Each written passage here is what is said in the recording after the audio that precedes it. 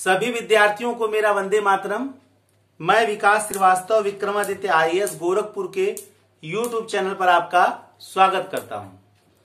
प्यारे विद्यार्थियों, इस समय हमारे चैनल पर पॉलिटी का लेक्चर पढ़ाया जा रहा है और पॉलिटी के लेक्चर के तहत इस समय हम लोग आपातकाल पढ़ रहे हैं। आपातकाल के जो 3 प्रावधान हैं, आर्टिकल 352, 356 और 360, इसके तहत मैंने 2 आप पढ़ा चुके हैं। आर्टिकल 352 और 356 पिछले लेक्चरों में हमने बता दिया है। आज हम लोग पढ़ेंगे आर्टिकल 360, जो तीसरा आपातकाल है, जिसको वित्तीय आपात बोलते हैं, फाइनेंशियल इमरजेंसी। तो आज का टॉपिक है हमारा वित्तीय आपात। देखिए, वित्तीय आपात शब्द अगर हम ले रहे हैं तो उसका क्या मायने दिख रहा है, प्रावधान तो मैं बाद में बताऊंगा, लेकिन अगर वित्तीय आपात शब्द यहां दिख रहा है तो उसका क्या मायने है, जरा ये भी हमारे लिए समझना बहुत जरूरी है।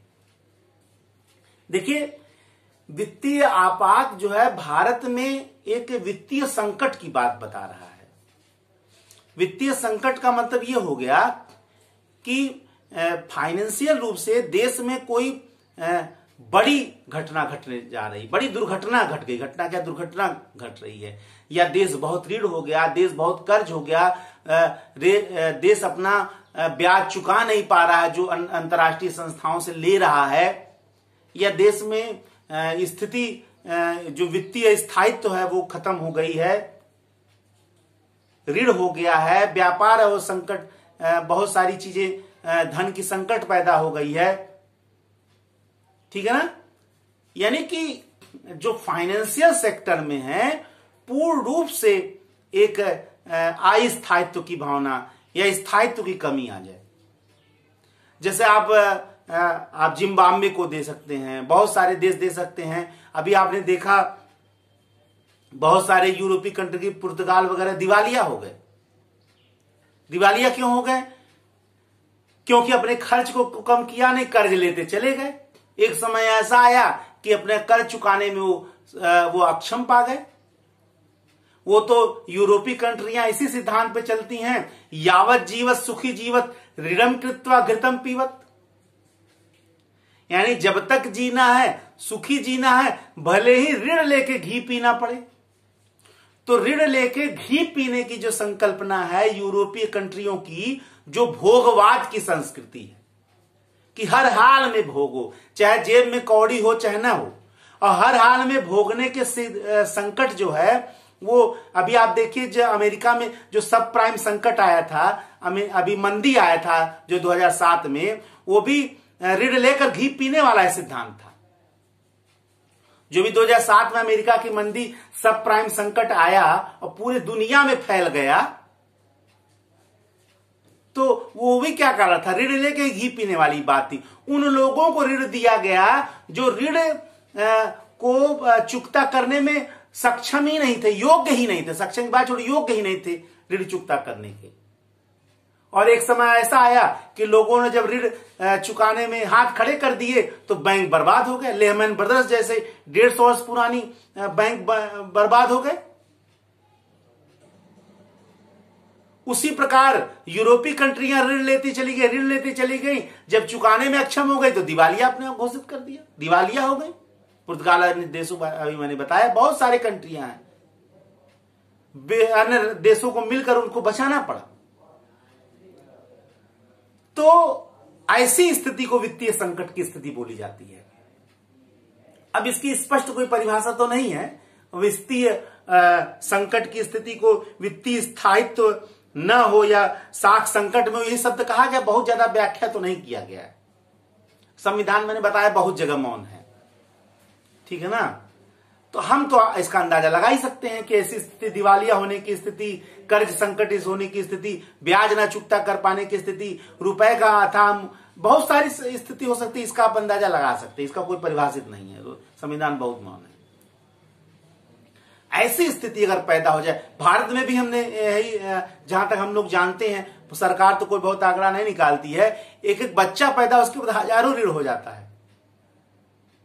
हालांकि भारत की फाइनेंशियल स्थिति ऐसी नहीं है कि अभी ऐसी संकट पैदा हो, लेकिन अगर स्थितियां ऐसी ही रहीं और खर्च आय से ज्यादा व्यय पर ध्यान देते रहा गया और तुष्टीकरण की नीति से लोक लुभावने योजनाएं जनता के बीच जारी करती रही गई बिना आय के, तो जाहिर सी बात है ऐसी स्थिति आ भी सकती है। और ऐसी स्थिति के से निपटने के लिए भारत के संविधान निर्माताओं ने भारत के संविधान में आर्टिकल 360 के तहत वित्तीय आपात का वर्णन किया गया। अब वर्णन क्या है समझिए। आर्टिकल 360 के अनुसार यदि राष्ट्रपति को यह समाधान हो जाता है या राष्ट्रपति को यह आभास हो जाता है, भान हो जाता है कि ऐसी स्थिति उत्पन्न हो गई है, अभी मैं अपना शब्द बाद में बोलूंगा, अभी वही शब्द बोलना जो संविधान में वर्णित है वो बोलना जरूरी है, क्योंकि अपने तरफ से तो मैं बहुत बोल सकता हूं, लेकिन पहले प्रावधानों को जरा देख लिया जाए। ठीक है, अपने तरफ से तो बहुत देर लेक्चर दे सकते हैं, लेकिन पहले हम आपको वो बता दें जो संविधान में वर्णित है, क्योंकि भाई भले हम लोग लकीर के फकीर ना हो, लेकिन कुछ चीजों को अक्षरशः पढ़ाने के लिए लकीर का फकीर बनना पड़ जाता है। बाकी तो अपने हिसाब से विचार मैंने आपको हर जगह नए नए दिए ही। ठीक है, तो यदि राष्ट्रपति को यह भान हो जाता है, समाधान हो जाता है कि ऐसी स्थिति उत्पन्न हो गई है कि भारत या उसके किसी भाग का वित्तीय स्थायित्व यानी फाइनेंशियल स्टेबिलिटी या साख संकट में हो, तो वह वित्तीय आपात की घोषणा कर सकता है। ठीक है ना, यानी अगर राष्ट्रपति को लगता है कि फाइनेंशियल स्टेबिलिटी, वित्तीय स्थायित्व, इतना शब्द का प्रयोग किया गया है। अब फाइनेंशियल स्टेबिलिटी में आप अभी आपने मैंने बताया पुर्तगाल का दिवालिया होना या वित्तीय रूप से मंदी होना, बहुत सारी चीजें हो सकती हैं। यानी आप ऐसी स्थिति ला सकते हैं कि वित्तीय क्षेत्र में एक प्रकार से आपदा आ जाए, जैसे अमेरिका में 1930 में जो मंदी आ गई थी, भूचाल आ गया, ऐसी स्थिति अगर पैदा हो जाए। अब आप सोचिए, अमेरिका के लोग कुकर्म करें, बिना योग्यता के ऋण लें, और उस कुकर्म से पूरा दुनिया प्रभावित हो गया। यानी अमेरिका को, ये तो वही बात होगी कि छींक आवे अमेरिका को और सर्दी हो जाए पूरे दुनिया को, ये तो यही बात हुई ना। तो बहुत लोग जवाब देंगे इसका भैया कि इस ग्लोबल वर्ल्ड में पूरा दुनिया जो है वो ग्लोबल विलेज है, एक वैश्विक गांव है, एक को अगर छींक आएगा तो पूरा सर्दी पूरे दुनिया को हो जाएगा। ऐसा नहीं है, अमेरिका ही को जब छींक आता है तभी पूरी दुनिया को सर्दी होता है। बस समझ नहीं आ रहा है। तो वित्तीय संकट की जो स्थिति, अगर राष्ट्रपति को ऐसा लगता है कि वित्तीय स्थायित्व या वित्तीय साख खतरे में है, संकट में है, तो वित्तीय आपात की वो घोषणा कर सकता है। यानी वित्तीय आपात की घोषणा का मूल अर्थ ये हो गया कि वित्तीय क्षेत्र में बहुत सारे अधिकार जो है वो राष्ट्रपति को मिल जाएंगे, राष्ट्रपति के माध्यम से केंद्र सरकार को मिल जाएंगे। और क्या राष्ट्रपति क्या करता है?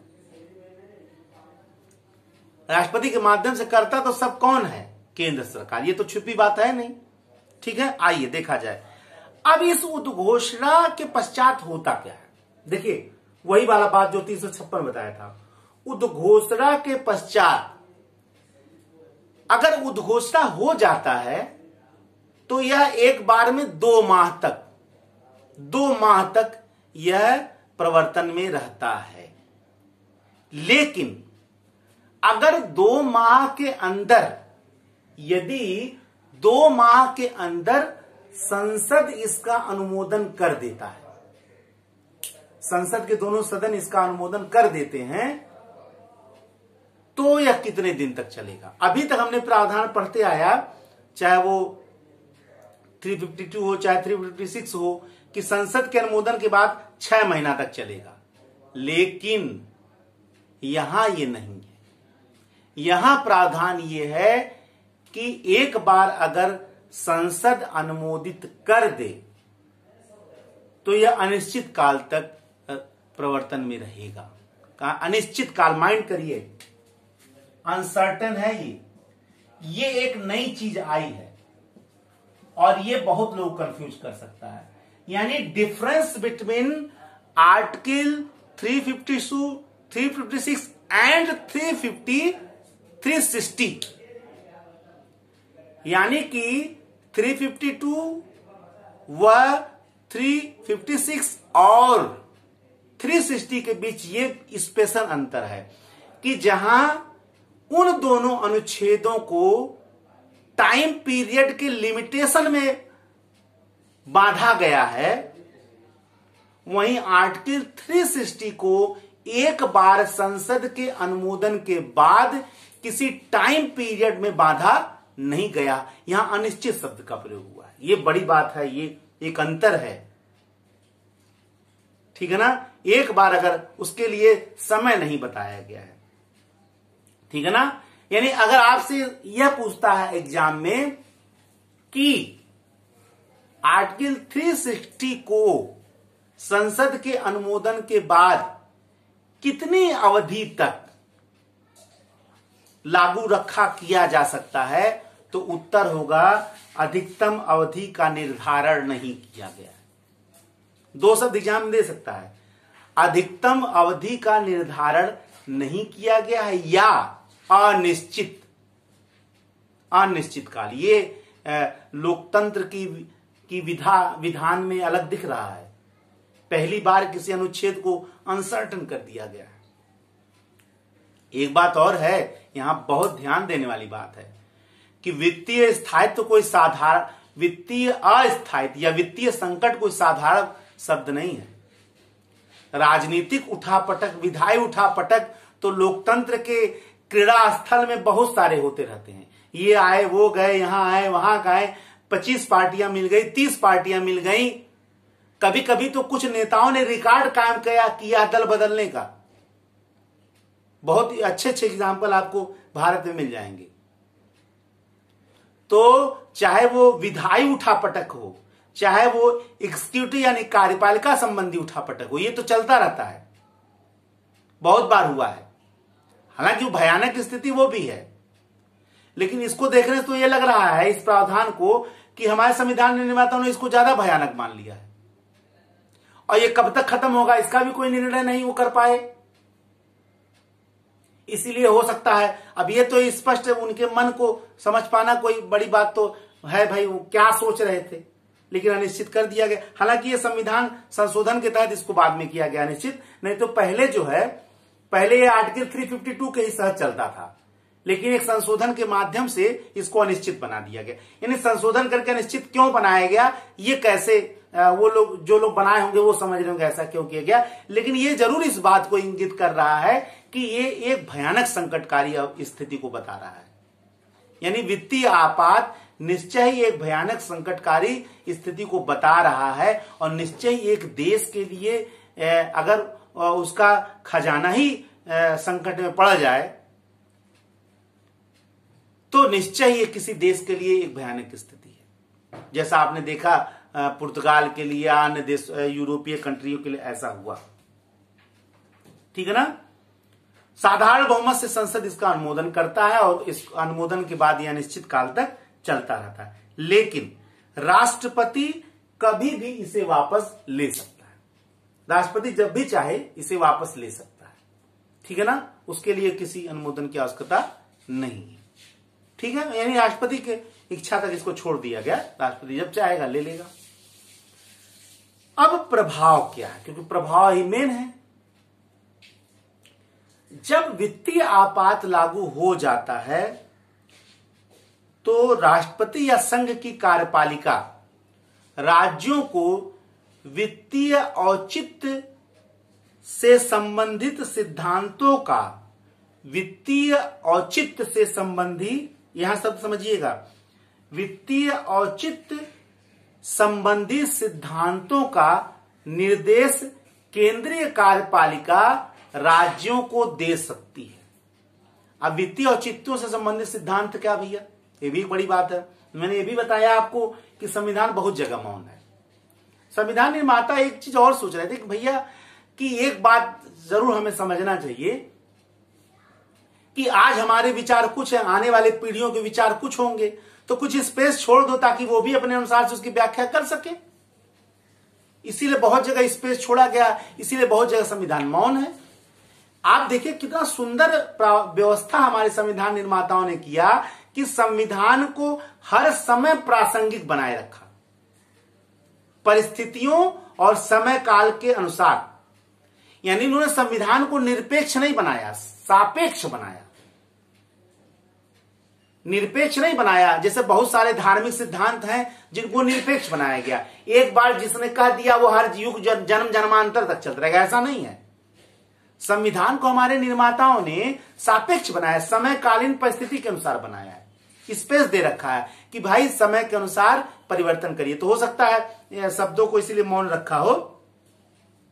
वित्तीय औचित्य संबंधी सिद्धांतों का पालन करने का निर्देश दे सकता है। इसका मतलब ये हो गया कि वो बता सकता है कि भाई खर्च ऐसे करिए, या इस लिमिटेशन में आपको खर्च करना है, क्योंकि इस समय पूरे देश में वित्तीय आपात लागू है, बहुत ज्यादा आप खर्च नहीं कर सकते, बहुत ज्यादा लोक लुभावनी घोषणाएं नहीं कर सकते, बहुत सारी चीजें हैं, ठीक है ना। ये वित्तीय औचित्य संबंधी सिद्धांतों का निर्देश जो है केंद्रीय कार्यपालिका राज्य कार्यपालिका को दे सकती है, पहला। इसके अलावा राज्य के अधीन सेवाओं के अंदर, राज्य के मतलब स्टेट की बात हो रही है, राज्य के अधीन सेवाओं वाली सभी व्यक्तियों के वेतन और भत्ते में कमी की जा सकती है। ये बड़ी बात है। वित्तीय आपात अगर लागू है तो राज्यों के कर्मचारियों के वेतन और भत्ते में कमी की जा सकती है। यही नहीं, केंद्र सरकार के अधीन जो सेवाएं हैं उनके भी वेतन और भत्ते में कमी की जा सकती, बड़े स्तर पे भी। यानी वित्तीय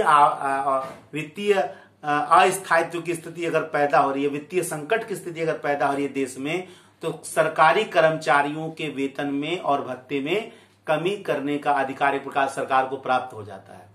आज कमी कर दे, अगर 1 रुपया कमी हो जाता है तो बड़े बड़े आंदोलन सरकारी कर्मचारी कर देते हैं। लेकिन अगर वित्तीय आपात की स्थिति पैदा हो जाए तो सरकार को अधिकार मिल जाता है कि वो कर्मचारियों, चाहे वो केंद्र सरकार के कर्मचारी हों चाहे राज्य सरकार के कर्मचारी हों, उनके वेतन और भत्ते में कमी कर सकते हैं। लेकिन जब ये कहा जा रहा है कि केंद्र सरकार के कर्मचारियों के वेतन भत्ते में कमी की जा सकती है, तो इंक्लूडिंग जुडिशियरी, यानी सर्वोच्च न्यायालय और उच्च न्यायालय के न्यायाधीशों के वेतन में भी कमी की जा सकती। ये एक बहुत बड़ी बात है। आप देखे होंगे जितने भी एक्सेप्शनल केस भारतीय संविधान में वर्णित हैं, उनमें कहीं भी सर्वोच्च न्यायालय उच्च न्यायालय को टच नहीं जल्दी किया गया है। लेकिन आर्टिकल 360 जब लागू हो रहा है तो इसके तहत जुडिशियरी यानी सर्वोच्च न्यायालय उच्च न्यायालय को भी टच कर लिया गया है। क्या कहा गया है कि वित्तीय संकट की स्थिति अगर हो तो सर्वोच्च न्यायालय और उच्च न्यायालय के न्यायाधीशों के वेतन और भत्ते में भी कमी की जा सकती है। ये बहुत बड़ा कॉन्सेप्ट है, क्योंकि अगर एग्जाम में पूछ देता है इंक्लूडिंग जुडिशियरी तो बहुत लोग इसको गलत मान लेंगे। लेकिन ये मेंशन करने वाला प्रावधान है कि इंक्लूडिंग जुडिशियरी, उच्चतम न्यायालय व उच्च न्यायालय के न्यायाधीशों के सहित ये उनके वेतन को कमी की जा सकती है, ठीक है ना। ये स्पेशल प्रावधान है। इसके अलावा राष्ट्रपति के विचारार्थ राज्य विधानमंडल द्वारा पारित वित्तीय विधेयक और धन विधेयक को राष्ट्रपति के विचारार्थ आरक्षित किया जा सकता है। यानी राज्यपाल चाहेगा तो जो राज्यों के धन विधेयक हैं और वित्त विधेयक हैं वो राष्ट्रपति के विचार के लिए आरक्षित कर सकते हैं। भैया आप धन विधेयक और वित्त विधेयक में बहुत ज्यादा खर्चा कर रहे हो, इसलिए पहले केंद्र सरकार यानी पहले राष्ट्रपति से इसका अनुमोदन मिल जाएगा, तब भी आपका धन विधेयक और वित्त विधेयक लागू होगा। यानी एक प्रकार से केंद्र सरकार को वित्तीय खर्चों पर नियंत्रण करने का पूरा अधिकार मिल जाता है आर्टिकल 360 के तहत। तो मैंने आपको ये देख लिया हम लोगों ने कि संसद के अनुमोदन के बाद 2 महीना ये लागू रहता है, और 2 महीना लागू होने के अगर बीच में ही पहले ही, पूर्व होने के पहले ही अगर संसद अनुमोदित कर देता तो अनिश्चित काल तक चलता है, और जब इसका अनुमोदन मिल जाता है तो केंद्र सरकार को अधिकार मिल जाता है कि वो वित्तीय सिद्धांत संबंधी निर्देश दे दे, या राज्यों के कर्मचारियों को वेतन में कमी कर दे, या केंद्र कर्मचारी को इंक्लूडिंग जुडिशियरी के वेतन में कमी कर दे, और राष्ट्रपति को भी अधिकार मिल जाता है, या राज्यपाल चाहे तो धन विधेयक, राज्यों के धन विधेयक और वित्त विधेयक को राष्ट्रपति के विचारार्थ आरक्षित कर दे।